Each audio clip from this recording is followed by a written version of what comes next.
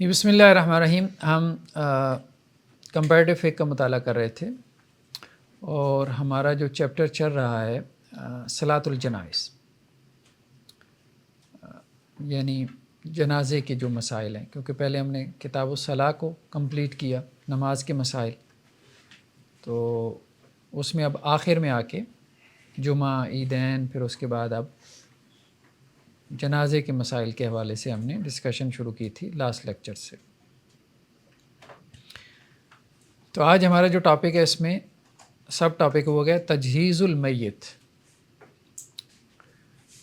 یعنی کوئی فوت ہو جائے تو اب اس کو مطلب میت کو کیسے تیار کرنا ہے، ٹھیک ہے، اس کے غسل وغیرہ کے لیے، اس کے کفن دفن کے لیے، ٹھیک ہے.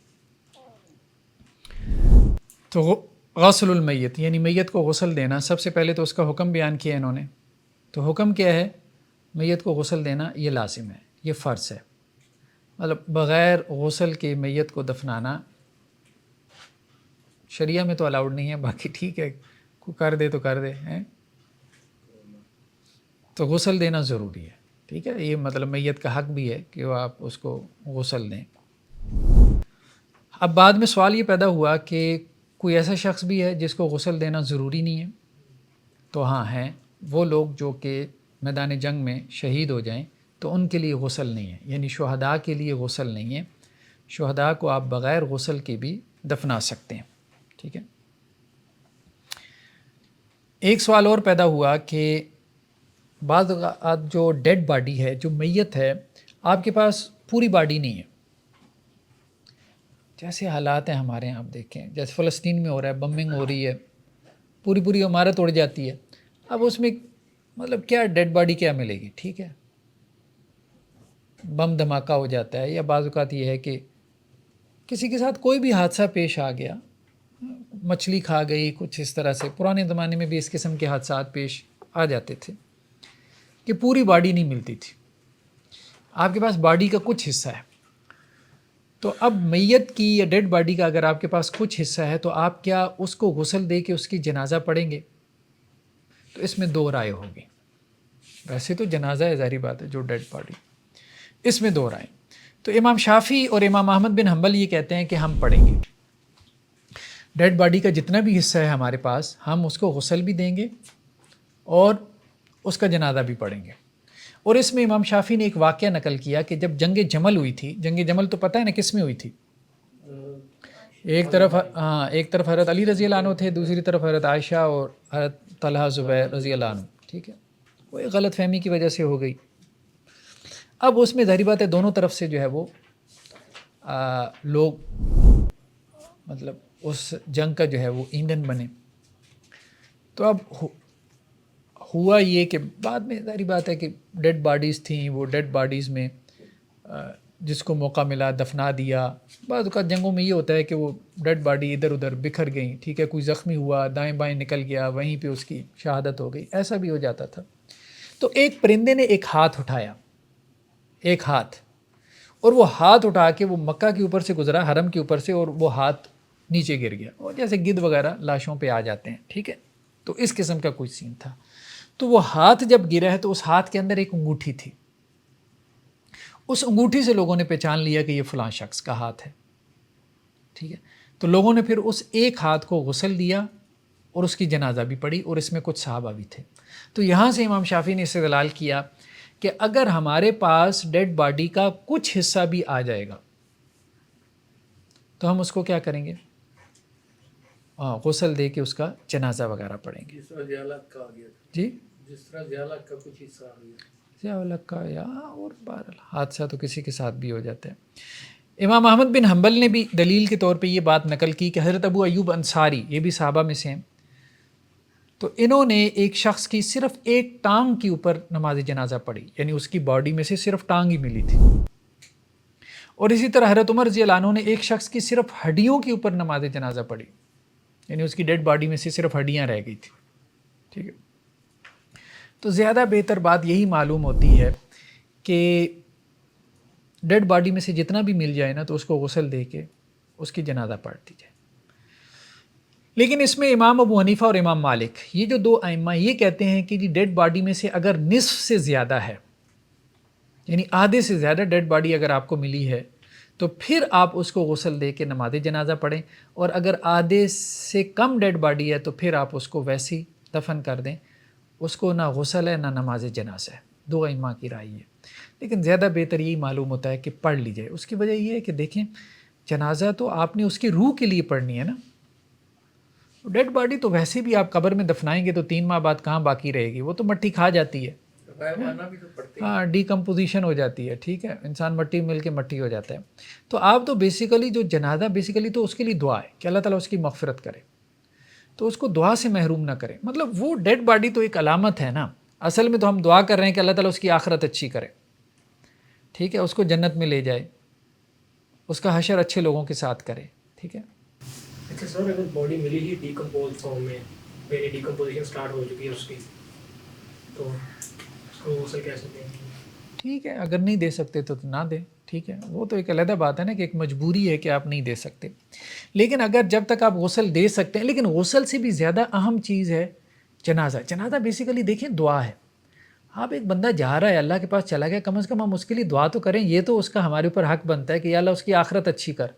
صرف اس وجہ سے کہ اس کی باڈی نہیں ملی تو ہم کہیں کہ جی ہم اس کو دعا سے بھی محروم کر دیں، نہیں، یعنی وہ بیچارہ ایک آزمائش میں ہے کہ ایسی موت اس کو آئی، بیچاری کی باڈی بھی نہیں مل رہی، اور دوسرا ہم کہیں کہ جی ہم نے اس کے لیے دعا بھی نہیں کرنی، نہیں، یہ بات جو ہے نا وہ لاجیکل نہیں معلوم ہو رہی۔ اور پھر صحابہ سے بھی یہی مل رہا ہے کہ وہ مطلب اس قسم کی باڈی کے اوپر جو ہے وہ غسل بھی دے دیتے تھے، جنازہ بھی پڑھ لیتے تھے۔ یہ دو ائمہ امام ابو حنیفہ اور امام مالک، انہوں نے کوئی دلیل پیش کی؟ وہ یہی کہتے ہیں نا کہ جی اللہ کے رسول صلی اللہ علیہ وسلم سے ثابت نہیں ہے، لیکن ظاہری بات ہے کہ آپ صلی اللہ علیہ وسلم کے زمانے میں ایسا کوئی کیس ہی نہیں آیا، ٹھیک ہے۔ نیکسٹ کیا ہے کہ شہید کے لیے غسل نہیں ہے، ٹھیک ہے، شہید کے لیے غسل نہیں ہے۔ مسند احمد کی روایت ہے کہ آپ صلی اللہ علیہ وسلم نے فرمایا کہ شہداء کو غسل نہ دو جو میدان جنگ میں شہید ہو جائے، کیونکہ ان کا جو زخم ہے نا، جس زخم سے جو ہے وہ خون نکل رہا ہے، تو قیامت والے دن بھی جب یہ کھڑا ہوگا نا تو اس کا خون نکل رہا ہوگا، اور اس خون سے جو ہے وہ مشک کی طرح کی خوشبو آ رہی ہوگی، اور یہ اس کی شہادت کی علامت ہوگی، ٹھیک ہے۔ مطلب یہ گواہی جو ہے وہ اس کی ضرورت نہیں ہے، لیکن یہ ہے کہ قیامت والے دن بھی اللہ کے سامنے اس طرح سے پیش ہوگا کہ یا اللہ دیکھ میں نے تو اپنا خون تیرے لیے بہایا، تیرے دین کے لیے، اس سے زیادہ میں کیا کر سکتا تھا، اور جان ہی دے سکتا تھا، وہ بھی دے دی، ٹھیک ہے۔ تو اللہ تعالیٰ اس کو اس اعزاز کے ساتھ قبر سے کھڑا کریں گے کہ وہ اپنے زخموں کے ساتھ کھڑا ہوگا، مطلب پین نہیں ہوگی اس کو، لیکن کہ اس کے جسم سے وہ خون نکل رہا ہوگا اسی طرح سے جیسے دنیا میں نکل رہا تھا، وہ تغمہ ہوگا اس کے لیے، وہ اس کے لیے ایک تغمہ ہوگا، ٹھیک ہے۔ شہید کو غسل دینے سے کیوں منع کیا گیا، مطلب اس کی کیا حکمت ہے؟ اس میں امام شافعی کا کہنا یہ ہے کہ ایک تو یہ کہ میدان جنگ میں چونکہ دشمن کے پلٹ کر حملہ کرنے کا اندیشہ ہوتا ہے، ٹھیک ہے، تو اگر آپ بڑی تعداد میں، اب ظاہری بات ہے لوگ شہید ہو رہے ہیں، دونوں طرف سے ہو رہا ہوتا ہے، اگر آپ شہداء کو غسل دے کے دفنانے میں لگ جائیں گے تو دشمن آپ کے اوپر حملہ آور ہو جائے گا، تو اس لیے ایک تو اس میں حکمت یہ ہے کہ اللہ تعالیٰ نے ویسے ہی اس کو معاف کر دیا کہ آپ ان کو ویسے ہی دفنا دو، ایک حکمت یہ بیان کی گئی۔ دوسری حکمت یہ بیان کی گئی کہ شہداء اصل میں زندہ ہیں اور غسل تو میت کے لیے، اور یہ بھی کہ جو جنازہ ہے، اب شہداء کا جنازہ بھی نہیں پڑھا جاتا، جنازہ کیا ہے بیسیکلی، یہ دعا ہے، ایک سفارش ہے کہ یا اللہ اس کو معاف فرما، تو اللہ تعالیٰ کہہ رہے ہیں اس کو تو میں نے ویسے ہی معاف کر دیا نا، مطلب ایسا معاف کر دیا کہ اب اس کی معافی میں تم نے کوئی شک بھی نہیں کرنا کہ تمہیں جنازہ پڑھنے کو میں کہوں کہ اس کے لیے معافی کی دعا بھی مانگو، چلو سائڈ پہ ہو جاؤ، اس کی بھی ضرورت نہیں۔ تو شہداء کے لیے غسل بھی نہیں ہے، اور شہداء کے لیے کیا ہے، نماز جنازہ بھی نہیں ہے۔ یہ شہداء جو ہیں میدان جنگ کے شہداء کی اسپیشلٹی، جی انہی کے لیے، ٹھیک ہے۔ تو نیکسٹ نقطہ انہوں نے یہی بیان کیا ہے کہ یہ جن شہداء کی بات ہو رہی ہے یہ وہ ہیں جو میدان جنگ میں شہید ہوئے، ٹھیک ہے۔ باقی وہ شہداء جو کہ گھر پہ شہید ہو گئے، یعنی شہداء کی کئی قسمیں ہیں نا، جیسے دیکھیں کہ حضرت عمر رضی اللہ عنہ ان کو عین نماز میں جو ہے وہ شہید کر دیا گیا، حضرت عثمان رضی اللہ عنہ کو ان کے گھر میں شہید کر دیا گیا، حضرت علی رضی اللہ عنہ نماز کے لیے نکلے تھے تو ان کو شہید کر دیا گیا، ٹھیک ہے۔ تو تینوں خلفاء شہید ہوئے، لیکن ان تینوں کی جنازہ بھی ہے اور ان کو غسل بھی دیا گیا. تو جن شہداء کے بارے میں بات ہو رہی ہے کہ ان کی نماز جنازہ نہیں ہے یا ان کا غسل نہیں ہے، تو اس سے مراد میدان جنگ کے شہداء ہیں. باقی بھی شہداء ہیں لیکن ان کا نماز جنازہ بھی ہے اور ان کا غسل. حضرت جابر بن عتیق سے روایت ہے کہ شہادت جو ہے وہ 7 قسم پر ہے. المطعون شہید، وہ بندہ جو طاعون کی بیماری سے فوت ہو گیا تو وہ شہید ہے. طاعون یعنی وبا کی بیماری سے، کسی بھی قسم کی وبا پھوٹ پڑے. پرانے زمانے میں طاعون تھا، آج کل جیسے کورونا ہے. ٹھیک ہے. اب دیکھیں نا، بہت سارے لوگ جو ہے وہ مطلب کورونا میں ڈیتھس ہوئیں. اب ایک خاتون کہنے لگی کہ انہوں نے اپنی کسی ریلیٹیو کو دیکھا، ریلیٹیو ان کی خاتون تھی، تو اب وہ بار بار آ کے کہیں کہ جی میں زندہ ہوں، خواب میں آ کے کہیں کہ میں تو زندہ ہوں، مجھے تم نے دفن کر دیا. اب یہ سارے گھر والے پریشان کہ جی یہ کیا بات ہوئی کہ ہم نے زندہ مردہ تو نہیں دفن کر دیا. اصل میں کیوں؟ اصل میں بات یہ ہے کہ وہ اس وجہ سے کہہ رہی ہیں کہ میں زندہ ہوں کیونکہ شہید زندہ ہے. ٹھیک ہے. تو جو وبائی مرض میں فوت ہو گیا تو وہ زندہ ہے. ٹھیک ہے. تو جب جو میت ہے، جب آپ کو خواب میں آ کے یہ کہتی ہے کہ میں تو زندہ ہوں، تو اس کا مطلب کیا ہے کہ اس کی موت شہادت کی موت ہے. اور اس کے ساتھ یعنی یہ بہت اچھی نشانی ہے، اس کی آخرت بہت اچھی ہے، شہداء جیسی ہے. اگر میت آپ کو یہ کہہ رہی ہے کہ میں زندہ ہوں اور مجھے تم لوگوں نے دفنا دیے. شیطان بھی تو اس کا کامیابی تنگ کر. اچھی امید رکھیں. یہ جو 7 کیٹیگری بتائی ہیں یہ بھی سرٹیفائڈ ہیں کہ یہ بھی اللہ کے ہاں وہی درجہ رکھتی ہیں شہادت کے، مطلب بخشے ہوئے. اصل تو ٹارگیٹ یہی ہے کہ اللہ تعالیٰ معاف کر دے، راضی ہو جائے. اللہ کی رحمت وسیع ہے. کل بھی ہم نے شاید یہی بات کی تھی. اللہ کی رحمت وسیع ہے. خواہ مخواہ کی ایسی انٹرپریٹیشن نہ کیا کریں کہ جیسے اللہ کی رحمت کو ہم لمٹ کر دیں. ہمارے یہاں کچھ مولوی حضرات ہیں، وہ جیسے ہم نے گناہ کبیرہ میں بات کی تھی. ٹھیک ہے. اللہ تعالیٰ کہتا ہے میں گناہ معاف کر دیتا ہوں، یہ کرو تو میں نے تمہارے گناہ معاف کر دیا. وہ کہتے ہیں جی نہیں، اصل میں اللہ تعالیٰ نہ تمہارے صغیرہ گناہ معاف کرتا ہے، بڑے نہیں کرو. یا خدا کا نام، اللہ تعالیٰ نے کو کہا ہے کہ میں صغیرہ کرتا ہوں، میں کبیرہ نہیں کرتا. جب اللہ نے کہہ دیا معاف کر دیتا ہوں، تو اللہ کی رحمت کو کیوں لمٹ کرتے ہو؟ جب اللہ نے کہا ہے کہ میری رحمت زمین و آسمان سے بڑی ہے، تو ہم خواہ مخواہ کی اس کی ایسی انٹرپریٹیشن کیوں کریں؟ جب اللہ کے رسول نے کہہ دیا شہید ہے، ہم فرق نہیں، ایک وہ شہید ہے، ایک یہ شہید ہے، اس شہید کا تو وہ درجہ ہے، اس کا یہ نہیں ہے. مطلب خود ہی اللہ کو کہو کہ جی یا اللہ ہم مطلب نہیں آنا چاہتے ہیں، مطلب تو ہمیں لے کے آنا چاہتا ہے، لیکن ہم نے ایسی انٹرپریٹیشن ضرور کرنی ہے جس سے ہم اس سے نکل ہی جائیں، کو مردود بن جائیں. ٹھیک ہے. غلط ہے یہ، بہت غلط ایٹیچیوڈ ہے، بہت غلط رویہ ہے. مطلب اللہ کے ساتھ تو ہماری ڈیلنگ یہ ہونی چاہیے کہ ایک معنی نہیں بھی نکل رہا لیکن ہمارے حق میں جا رہا ہے تو ہم کہیں یا اللہ یہ تو نکلتا ہے، ایسے ہی یہ تو نکلتا ہے. مطلب یہ ڈیلنگ ہونی چاہیے، بجائے اس کے کہ جو معنی نکل رہا ہو، ہمارے حق میں جا رہا ہو، اس پہ بھی ہم کہیں یا اللہ یہ تو نہیں نکل رہا. بہت غلط اپروچ ہے، بہت غلط سوچ ہے کہ جو ہم نے نصوص کے معنی کو اتنا محدود کر دیا کہ وہ خدا کو ہم نے بہت چھوٹا بنا دیا، بہت چھوٹا کر دیا خدا کو. حالانکہ اس خدا کا جو تعارف ہمیں قرآن میں بہت بڑا تعارف ہے، بہت بڑا تعارف. اب یہی وجہ ہے کہ بندے کو سمجھ ہی نہیں آتی کہ یار یہ کیسا خدا ہے، کیونکہ درمیان میں مولوی صاحب پڑھ گیا نا، تو وہ مولوی صاحب نے انٹرپریٹ ہی اس طرح سے کی ہے خدا کو. ٹھیک ہے. وہ گلیلیو نے جو آکسفورڈ میں لیکچر دیا تھا نا، جس کے بعد وہ کرسچینٹی والے سارے اس کے خلاف ہو گئے تھے، پادری، تو اس لیکچر میں اس نے یہی کہا تھا کہ میں جب بائبل کو پڑھتا ہوں تو مجھے لگتا ہے کہ خدا بہت بڑا ہے، بہت بڑا ہے، اور جب تمہاری باتیں سنتا ہوں تو لگتا ہے بہت چھوٹا سا ہے. تو میرا دل نہیں مانتا کہ میں اس خدا کو مانوں جس کا تعارف تم کروا رہے ہو. تو انہوں نے کہا اصل میں تو یہی خدا ہے، اگر اس کا انکار کیا تو تم نے خدا کا انکار کیا، مارو اس کو. ٹھیک ہے. تو ایک ہمارے ہاں جو ہے خدا کا تعارف درمیان میں لوگوں نے بنا لیا، بس ٹھیک ہے، محدود ذہن تھا، تو خدا کو بھی انہوں نے نا بہت چھوٹا بنا دیا. نہیں کرنا چاہیے ایسے. چلیں باہر. سر ایک چیز ایکسپلین کر دیں پلیز کہ یہ تو ہم جانتے ہیں نا کہ جو باقی بھی لوگ فوت ہو رہے ہیں وہ تو اخروی زندگی میں تو زندہ ہی ہیں ایک لحاظ سے, تو ان کی زندگی کا اسپیشلی کیوں ذکر ہوا ہے, اس کا کن کا زندگی کا یہ زندہ ہے؟ نہیں, باقیوں کی زندگی جو ہے نا وہ برزخی ہے, اس طرح کی اس میں کمال نہیں ہے جیسے ان کی زندگی میں کمال ہے. ٹھیک ہے, ان کی زندگی کمال درجے کی ہے, زیادہ کامل ہے. تو والغارق شہید, اور پانی میں ڈوب کے مرنے والا یہ بھی شہید ہے. ٹھیک ہے, حادثاتی طور پہ دیکھیں ایک آزمائش ہے نا.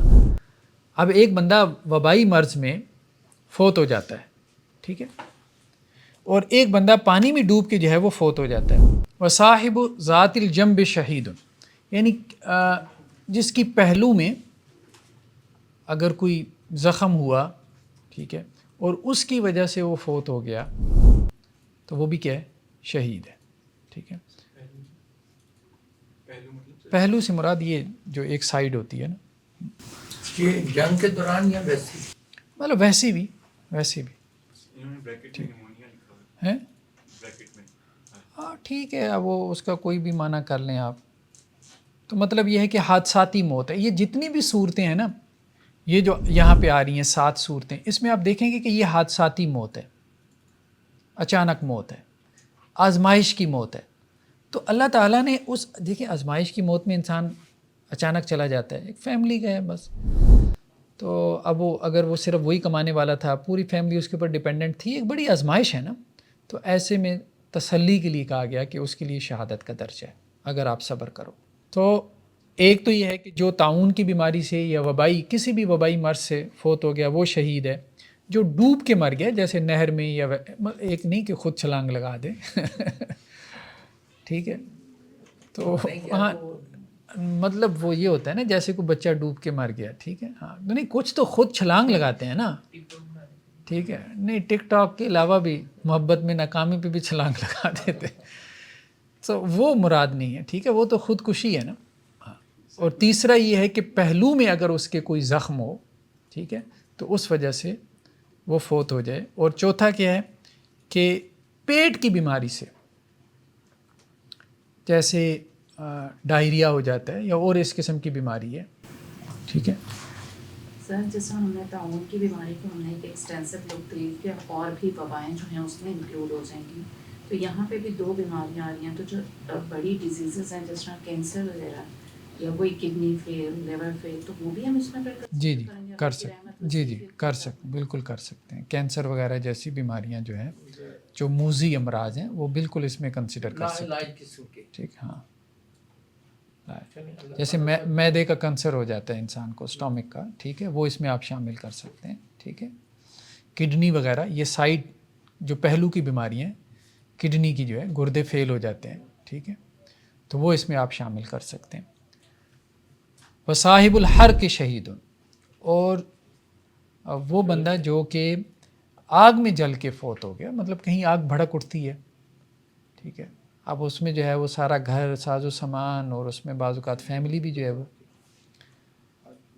اور وہ شخص جو کہ کسی دیوار کے نیچے آ کے مر گیا, جیسے مطلب زلزلے کی وجہ سے ارتھ کوئک ہوا, یا ویسے ہی بمبارمنٹ کی وجہ سے وہ عمارت گر جاتی ہے. اور آج کل تو ویسے بھی گر جاتی ہیں, ٹھیکیدار جیسی عمارتیں بناتے ہیں. ٹھیک, اور وہ عورت جو کہ بچی کی پیدائش پہ فوت ہو جائے, یعنی وہ ماں جو بچی کی پیدائش پہ فوت ہو گئی, تو وہ بھی شہید ہے. ایک اور روایت میں ہے, خیرت ابو ہریرہ سے ہے کہ آپ صلی اللہ علیہ وسلم نے فرمایا کہ تمہارے نزدیک شہید کون ہے؟ آپ صلی اللہ علیہ وسلم نے صحابہ سے پوچھا, تو لوگوں نے کہا کہ اللہ کے رسول صلی اللہ علیہ وسلم شہید وہ ہے جو میدان جنگ میں شہید ہو جائے. تو اللہ کے رسول نے کہا پھر تو میری امت کے شہید بہت تھوڑے ہوں گے. تو دیکھو وہ تو ہیں ہی ہیں جو میدان جنگ میں شہید ہو جائیں. ومن مات فی الطاعون فہو شہید, جو طاعون کی بیماری سے فوت ہو جائے یعنی وبائی مرض سے, وہ بھی شہید ہے. ومن مات فی البطن فہو شہید, اور جو پیٹ کی بیماری کی وجہ سے فوت ہو جائے وہ بھی شہید ہے. والغریق شہید, اور جو پانی میں ڈوب کے فوت ہو تو وہ بھی کیا ہے, شہید ہے. سوال آ رہا ہے جی سر, جس طرح یہ کچھ لوگ ایڈونچر کے لیے بھی الٹی حرکتیں کرتے ہیں, چھلانگ مار دی نہر میں, بس وہی اللہ کی رحمت کو جو ہے وہ محدود نہ سمجھیں. ٹھیک ہے, وہ ایک بحث پیدا کر دی ہم نے, وہ جو ٹائٹینک دیکھنے کے لیے گئے تھے حضرات. ٹھیک ہے, سخت کمنٹ نہیں کرنے چاہیے ہمارے یہاں. ہاں سر میں نے سنا تھا بس ٹھیک ہے, اللہ کی رحمت بہت وسیع ہے. ٹھیک ہے, تو جب تک وہ سفر گناہ کا سفر نہیں تھا, جب تک سفر گناہ کا سفر نہیں تھا, تو اس وقت تک خواہ مخواہ ٹائٹلنگ کی ضرورت نہیں. ٹھیک, تو حسن ظن رکھنا چاہیے اللہ کے بارے میں. ہاں حادثاتی اموات میں ایکسیڈنٹ بھی آ جاتا ہے. ٹھیک ہے, ہاں. سر میں نے سنا تھا سعودیہ کے ایک عالم کا فتویٰ ہے, مجھے نہیں معلوم کن کا, کہ اوور اسپیڈنگ اگر کر رہے ہو, آپ کو پتہ ہے اسپیڈ لمٹ ہی ہے. ہاں نہیں, اوور اسپیڈنگ تو پھر خودکشی میں آ جاتی ہے نا. وہ تو خودکشی میں آ جاتی ہے. لیکن مسئلہ یہ ہے کہ آپ پاکستان میں رہ رہے ہو, آپ کسی کو نہیں ٹھوکتے, وہ آپ کو ٹھوک دیتا ہے. یہاں تو حادثاتی موت کا مطلب یہی ہے. چلیں جی, ہم مطلب تھوڑا سا پڑھ بھی لیں نا, میرے خیال میں سوال و جواب کے بجائے تھوڑا سا پڑھ بھی لیں. وہ پڑھیں گے تو بہت سارے مسائل ویسے ہی کلیئر ہو جائیں گے. سر ہمیں بھی تسلی مل رہی ہے نا کہ جو علم کی راہ میں نکلا ہمارا تھا وہ بھی شہید ہے. ہاں نہیں, اس کے بارے میں نہیں آتا. سعید بن زید سے روایت ہے کہ اللہ کے نبی صلی اللہ علیہ وسلم فرمایا, جو اپنے مال کی حفاظت میں مارا گیا تو وہ شہید ہے. من قتل دون مالی. ٹھیک ہے, جیسے سنیچنگ وغیرہ ہوتی ہے, اب کچھ لوگ ریزسٹ کرتے ہیں, ڈٹ جاتے ہیں, نہیں دیتے اپنا موبائل پرس وغیرہ, تو اب ایسے میں اگر وہ مارے جائیں تو وہ بھی شہید ہے. ٹھیک ہے, ومن قتل دون دمی فہو شہید. جو اپنی جان کی حفاظت میں مارا گیا تو وہ بھی شہید ہے. ومن قتل دون دینی فہو شہید. جو اپنے دین کو بچانے کے لیے مارا گیا وہ بھی شہید ہے. ومن قتل دون اہلی فہو شہید. جو اپنی فیملی کو بچانے کے لیے مارا گیا تو وہ بھی شہید ہے. نیکسٹ کیا ہے کہ کیا کافر کو غسل دیا جائے گا؟ مطلب آپ کے ریلیٹیوز میں کوئی بندہ کافر ہے, یا بعض اوقات یہ ہوتا ہے کہ نان مسلم فیملی ہے, وہاں کوئی مسلمان ہو جاتا ہے. ٹھیک ہے, تو آپ اس کے والد کافر ہیں, والدہ ہے, بہن بھائی ہیں جو کہ نان مسلم ہیں, تو کیا وہ ان کو غسل دے گا؟ ظاہری بات ہے کافر کے لیے تو نہ جنازہ ہے نہ غسل ہے. باقی یہ ہے کہ آپ اس کی تدفین کر دیں, بس اتنی سی بات ہے. تو یہاں پہ ایک روایت لے کے ہیں حضرت علی رضی اللہ عنہ سے, کہ جب حضرت علی کے والد یعنی حضرت ابو طالب کی وفات ہوئی تو حضرت علی آپ صلی اللہ علیہ وسلم کے پاس آئے اور انہوں نے آپ صلی اللہ علیہ وسلم کو اطلاع دی کہ آپ کے چچا فوت ہو گئے. تو آپ صلی اللہ علیہ وسلم فرمایا کہ آپ جائیں اور ان کو جو ہے وہ دفنا کے آ جائیں. یعنی ان کو مطلب غسل نہیں دیا گیا, نہ ان کی جنازہ پڑی گئی. ٹھیک ہے جی جی جی. کہاں پہ لکھا ہوا ہے پاس تھے؟ وہ تو نزا کے عالم ہے. سر اہل تشیع نہیں مانتے نا کہ یہ کفر ہوتے ہیں؟ ہاں نہیں, اہل تشیع نہیں مانتے. آپ لوگ سوال کرتے ہیں نا تو وہ اسکرین غائب ہو جاتی ہے. اب وہ بھی احتجاج کرنا شروع ہو گئی ہے. جی نیکسٹ کیا ہے کہ میت کو غسل دینا, یعنی غسل دینے کا کیا طریقہ کار ہے. تو غسل میں سب سے پہلے تو یہ ہے کہ میت جو بھی ڈیڈ باڈی ہے اس کو آپ ایک تختے کے اوپر, جیسے لکڑی کا ہمارے عام طور پہ تختہ وغیرہ ہوتا ہے, مساجد میں بھی پڑا ہوتا ہے, کمیونٹی سینٹرز میں بھی عام طور پہ ہوتا ہے. ٹھیک ہے, تو ایک تختے کے اوپر آپ میت کو پہلے تو لٹا دیں. ٹھیک ہے, اور اس کے اوپر ایک چادر دے دیں جس سے اس کا سطر ڈھانپ دیں, یعنی اس کے کپڑے اتار کے باقی اس کے اوپر ایک چادر دے دیں جس سے اس کا سطر آپ ڈھانپ دیں. اب اس کے اوپر جو ہے وہ آپ نے پانی بہانا ہے.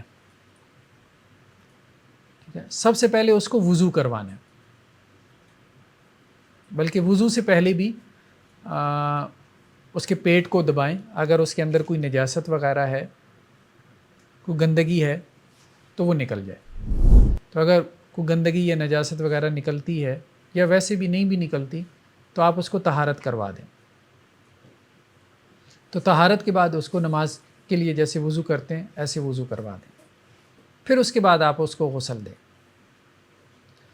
وضو کرواتی ہوئی اب جیسے دیکھیں کہ کلی کروانا تو وہ روئی میں پانی لے کے بس دانتوں کے اوپر مار دیں یا ناک کے اوپر, بس علامتی اتنا بھی کافی ہوتا ہے. ضروری نہیں کہ ناک میں پانی ڈالیں. اب وہ تو میت ہے نا, ساری بات ہے, زندہ تو نہیں. باقی چہرہ وغیرہ, ہاتھ وغیرہ, پاؤں وہ تو آپ دھو سکتے ہیں وضو میں. تو جیسے نماز کے لیے وضو کرتے ہیں تو ایسے میت کو آپ نے وضو کروانا ہے, یعنی پہلے طہارت کروانی ہے, اس کے بعد اس کو وضو کروانا ہے. اس کے بعد غسل میں یہ ہے کہ دائیں طرف پانی ڈالیں 3 مرتبہ، 3 مرتبہ بائیں طرف پانی ڈالیں، پورا جسم اس کے اوپر پانی ڈالیں، پھر اس کا سر وغیرہ دھوئیں، بالوں کا خلال کریں، اگر خاتون ہے تو اس کے بال کھولیں، بال کھولنے کے بعد مطلب اچھی طرح جڑوں میں پانی جو ہے وہ پہنچ جائے، اور اس کے بعد پھر اس کی مینڈیاں، کیا کہتے ہیں اس کو، مینڈیاں بنا دیں، اردو میں تو ہم مینڈیاں کہتے ہیں، ہاں چوٹیاں کہہ لیں یا مینڈیاں، وہ بنا دیں، ٹھیک ہے، تین بنا دیں، ٹھیک ہے، اور بال جو ہے وہ پیچھے ڈال دیں، کندھے کی طرف ڈال دیں۔ اللہ کے رسول صلی اللہ علیہ وسلم کی جو بیٹی تھیں حضرت زینب، ان کی جب وفات ہوئی تو گھر کی خواتین نے ان کو غسل دیا، تو آپ صلی اللہ علیہ وسلم نے ان خواتین کو کیا کہا جو کہ غسل دے رہی تھیں آپ صلی اللہ علیہ وسلم کی بیٹی کو، اغسلنہا وطرن، طاق مرتبہ غسل دینا ہے، ٹھیک ہے، یعنی 3 مرتبہ دے دو، 5 یا 7، اور اگر چاہو تو 9 مرتبہ، زیادہ بھی دے سکتی ہو، لیکن طاق مرتبہ غسل دینے سے مراد یہ ہے کہ اتنی مرتبہ پانی بہا دو پورے جسم پہ، تو وہ ڈیپینڈ کرتا ہے 3 مرتبہ، 5 مرتبہ، 7 مرتبہ، ٹھیک ہے، ہاں، جس سے وہ غسل آپ کو وہ ہو جائے، مطلب اطمینان ہو جائے۔ پھر آپ صلی اللہ علیہ وسلم نے یہ بھی کہا کہ آخری مرتبہ میں یہ کرنا ہے کہ اس میں کافور ملا دینا ہے، جب 5ویں یا 7ویں مرتبہ غسل دینا ہے تو اس میں کیا کرنا ہے، کافور، یعنی خوشبو ہوتی تھی لیکوڈ فارم میں، وہ ملا دیں آپ۔ اور حضرت ام عطیہ سے روایت ہے کہ انہوں نے جب رسول اللہ صلی اللہ علیہ وسلم کی بیٹی کو غسل دیا تھا تو انہوں نے ان کی 3 مینڈیاں بنا دی تھی، ٹھیک ہے، ایک دائیں طرف، ایک بائیں طرف، اور ایک درمیان میں، بالوں کی 3 مینڈیاں بنا کے بال سمیٹ دیے اور ان کو پیچھے ڈال دیا۔ اس کے بعد کیا ہے کہ جب آپ نے میت کو غسل دے دیا تو اب کوئی ٹاول وغیرہ ہے تو اس سے اس کا بدن صاف کر لیں اور اس کو خوشبو لگا دیں، میت کو خوشبو لگانے کا بھی حکم ہے، ٹھیک ہے، اور ساتھ میں یہ بھی حکم ہے کہ جب اس کو خوشبو لگائیں تو وہ بھی وطر میں خوشبو لگائیں، یعنی طاق عدد میں خوشبو لگائیں، 3 مرتبہ، 5 مرتبہ۔ ہاں، اب ایک سوال یہ پیدا ہوا کہ اگر میت جو ہے اس کے ناخن وغیرہ بڑے ہیں یا مونچھیں اس نے نہیں تراشی تھیں یا ویسے اس کے کوئی بال وغیرہ ہیں وہ اس کے بڑے ہوئی ہیں، تو کیا اس کو آپ شیو کر سکتے ہیں یا اس کو ایز اٹ از رہنے دینا چاہیے؟ تو یہ اختلافی مسئلہ ہے، بعض فقہا کہتے ہیں کہ نہیں، آپ اس کی تراش خراش کر لیں، بہتر ہے، ناخن وغیرہ بڑے ہیں تو وہ بھی چھوٹے کر لیں، ٹھیک ہے، بعض فقہا کہتے ہیں کہ نہیں، اس کو ایز اٹ از رہنے دیں۔ بہر رسول اللہ صلی اللہ علیہ وسلم کی زندگی سے تو ہمیں ایسا کوئی نہیں ملتا، اختلافی مسئلہ ہے، اس لیے اس میں اختلاف ہو گیا، وہ ڈیپینڈ کرتا ہے، اگر آپ کو لگتا ہو کہ بھائی ناخن بہت ہی بڑے ہیں، بال بہت ہی اس کے بڑے ہیں، عجیب سا لگ رہا ہے، ٹھیک ہے، تو پھر بہتر ہے آپ صفائی کر لیں، لیکن اگر کچھ تھوڑے بہت ہیں تو تھوڑے بہت تو سب کے ہی بڑھ جاتے ہیں، ٹھیک ہے، روزانہ تو کوئی ناخن نہیں کاٹتا، ہفتہ 10 دن بعد ہی کاٹتے ہیں، ٹھیک ہے۔ آپ تو سختی کرتے ہیں، بہت کہتے ہیں کہ 40 دن کے بعد نہیں کاٹے ناخن تو اس کو ایسی دفنا ہو، مطلب جواز ہے، کوئی ایشو نہیں ہے، اس میں سختی وغیرہ کی ضرورت نہیں ہے، چاہیں تو کاٹ لیں، چاہیں تو رہنے دیں۔ مجھے میرا دوسرے بار وغیرہ یہ نہیں کہا، مطلب ہم یہی کہہ رہے ہیں نا کہ کاٹ سکتے ہیں، چاہیں تو کاٹ لیں، چاہے تو رہنے دیں، ٹھیک ہے، آپشن ہے اس میں، ٹھیک ہے، جمہور یہ کہتے ہیں کہ یہ مکروہ ہے، مطلب نہ کریں آپ اس میں، لیکن یہ ہے کہ بہرحال کچھ علماء اس کے جواز کے بھی قائل ہیں۔ اب یہ ہے کہ اگر میت کو آپ نے غسل دے دیا اور اس کے جسم سے کوئی نجاست وغیرہ نکل گئی تو اب کیا کرنا ہے، کیا دوبارہ غسل دینا ہے؟ ایک تو یہ ہے کہ طہارت اس کو کروائیں اور پھر اس کو وضو کروائیں، جہاں تک غسل کا معاملہ ہے دوبارہ تو وہ اختلافی مسئلہ ہے، دینا چاہتے ہیں اگر آپ کا اطمینان دینے سے ہوتا ہے تو دوبارہ دے دیں، نہیں تو ایز اٹ از آپ نے پہلے بھی غسل تو دے دیا، ہاں صرف اس کو طہارت کروا دیں اور وضو کروا دیں، کیونکہ وضو تو ٹوٹ جاتا ہے نا، وہ کروا دیں اس کو، اگر غسل کے بعد اس کے جسم سے کوئی نجاست وغیرہ نکلی۔ اور خاص طور پہ کافور کا حکم دیا گیا ہے کہ روایتوں میں ہمیں ملتا ہے کہ کافور کی خوشبو جو ہے نا یہ میت کے غسل کے پانی میں ڈالی جائے یا اس کے کیا کہتے ہیں کفن کے اوپر لگائی جائے، اس کی بہت سی حکمتیں بیان کی گئی ہیں، ایک تو یہ ہے کہ اس میں ٹھنڈک ہوتی ہے، دوسرا یہ ہے کہ فرشتوں کو بھی یہ پسند ہے یہ خوشبو، یہ بھی بیان کیا گیا ہے کہ جو حشرات الارض انسیکٹس ہیں نا وہ اس خوشبو سے بھاگتے ہیں تو وہ میت سے دور رہیں گے، اور بھی اس کی بہت سی وجوہات بیان کی گئی ہیں کہ کافور ہی کو کیوں مختص کیا گیا۔ نیکسٹ کیا ہے،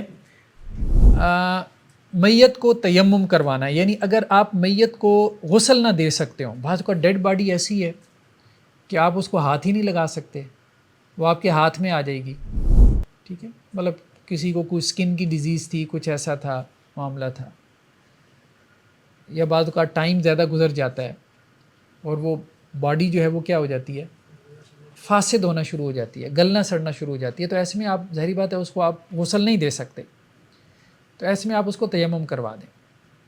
تیمم کیا ہے کہ 2 ہاتھ ماریں ریت کے اوپر یا مٹی کے اوپر، اور بس اس طرح سے یہ اور یہ، بس یہ تیمم ہو گیا۔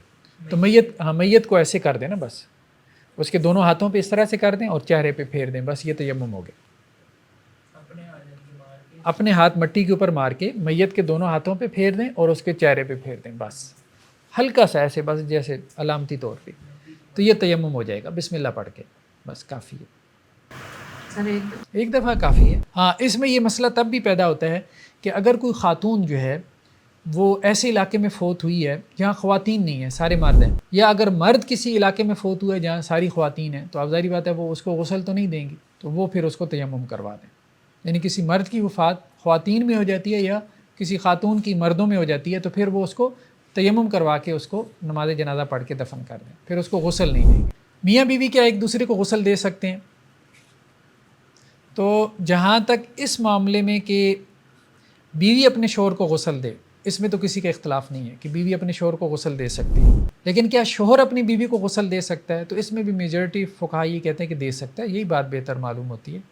میاں بیوی کا کیا پردہ ہے، اور اس میں ہمیں روایتوں میں بھی ملتا ہے کہ حضرت علی رضی اللہ عنہ نے حضرت فاطمہ کو غسل دیا تھا، تو کوئی حرج نہیں ہے، دے سکتے ہیں، میاں بیوی ایک دوسرے کو غسل دے سکتے ہیں اگر دینا چاہیں تو۔ یہ بات ٹھیک نہیں معلوم ہوتی کہ جی وہ چونکہ فوت ہو گیا، نکاح ختم ہو گیا، اب نکاح ختم ہو گیا تو وہ ایک دوسرے کے ساتھ ان کا تعلق نہیں رہ گیا تو وہ ایک دوسرے کو نہیں دیکھ سکتے، نہیں، مطلب یہ لاجیکل بات۔ دیکھیں جنت میں بھی تو وہ ایک دوسرے کے میاں بیوی ہوں گے نا، بھلے ٹھیک ہے دنیاوی طور پہ نکاح ختم ہو گیا، وہ رشتہ تو آخرت میں بھی قائم رہنا ہے، مطلب اگر وہ آپس میں قائم رکھنا چاہیں گے ٹھیک ہے، وہ ایک علیحدہ بات ہے، اتنے ایک دوسرے سے جو ہے وہ اگر تنگ ہوں کہ جی اچھا وہ جان چھوٹی ہے، چھٹی بھی مل سکتی ہے، چھٹی مل سکتی ہے، چھٹی پہلے شادی تو ہو جائے آپ کی چھٹی کی پہلے۔ عورت کیا بچے کو غسل دے سکتی ہے؟ ہاں دے سکتی ہے، ٹھیک ہے، چھوٹے بچے کو غسل دے سکتی ہے، ٹھیک ہے جی۔ یہ تو تھے غسل کے مسائل۔ نیکسٹ کیا ہے؟ تکفین،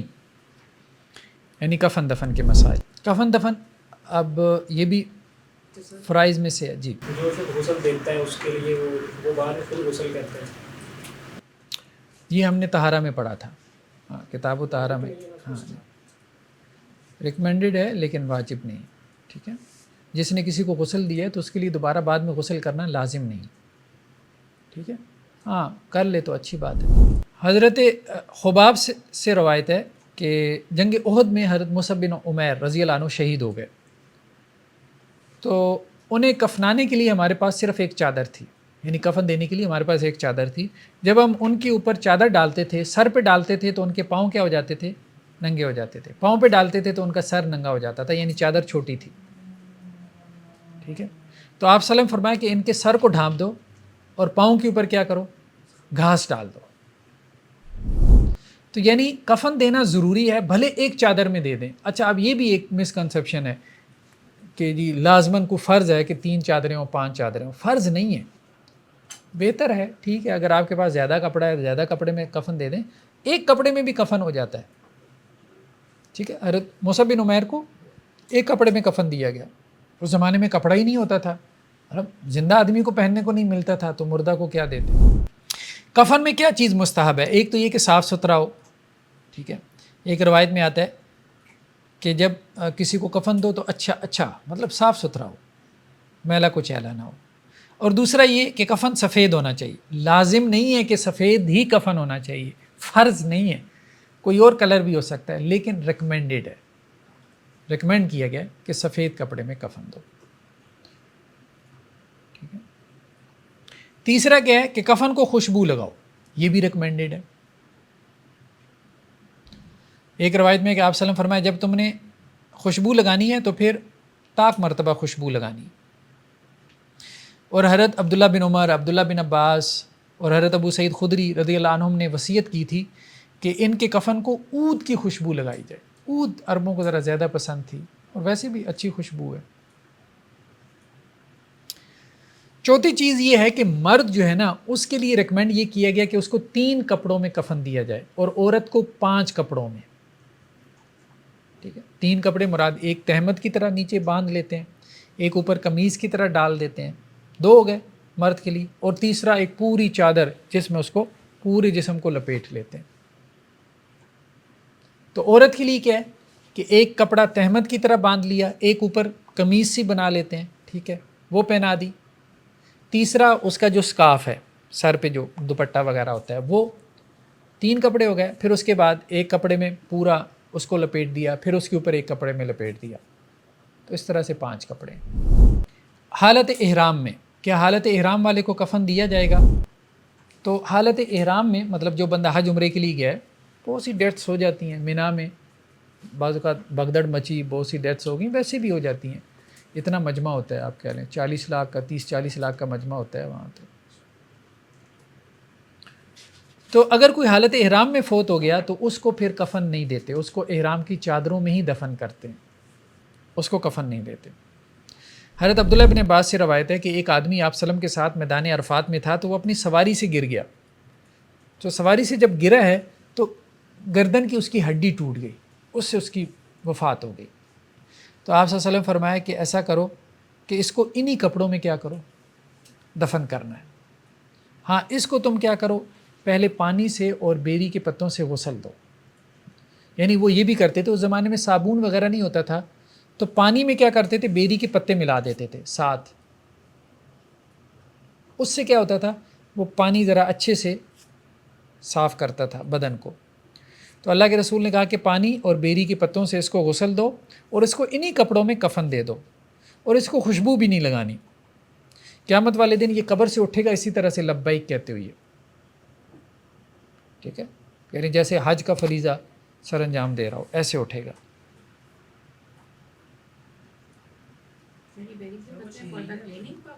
جی کلیننگ کے لیے ہوتے تھے بیری کے پتے. کلیننگ صابن وغیرہ آ گیا ہے تو آپ ضروری نہیں ہے بیری کے پتے ڈالنا، تکلف کی ضرورت نہیں ہے، کوئی ضرورت. یہ وہی بات ہے نا کہ مسواک کس کے لیے تھی، منہ کی صفائی کے لیے. تو آج برش وغیرہ آ گیا تو ٹھیک ہے، بس منہ کی صفائی اس سے ہو جاتی ہے. ٹھیک ہے.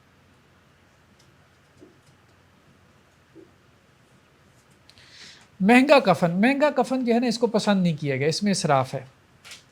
حضرت حذیفہ سے ہے کہ انہوں نے اپنی وفات سے پہلے کہا تھا کہ مہنگا کفن استعمال نہیں کرنا، میرے لیے مہنگا کفن استعمال نہیں کرنا، بس 2 صاف ستھرے کپڑے ہونے چاہیے.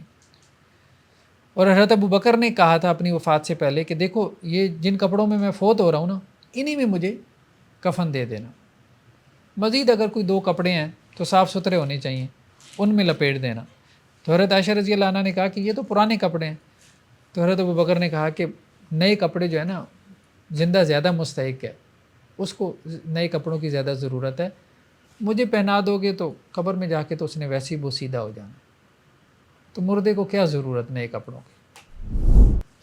تو یہ بھی ہے کہ میت کے جو کپڑے ہیں پرانے انہی میں اس کو کفن دیا جا سکتا ہے. ٹھیک ہے، کوئی حرج نہیں.